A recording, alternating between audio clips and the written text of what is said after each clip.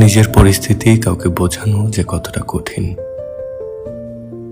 মানুষ যখন সেই পরিস্থিতির ভেতর দিয়ে যায় তখন সবচেয়ে ভালো করে বুঝতে পারে। আমি সবসময় ঝামেলা এড়িয়ে চলতে চাই, তাই প্রয়োজনে জায়গা ছেড়ে দিতে রাজি, নীরবে, নিঃশব্দে। কিন্তু নিজেকে বারবার প্রমাণ করার এই এক চাপ, কিংবা নিজের অনুভূতিগুলো দলিলের মতো পেশ করা দায়, আমি এসব চাই না।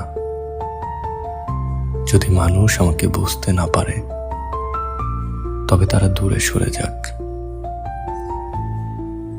সময় ফুরিয়ে যাক, আমি হেরে যাই, আমি তলিয়ে যাই,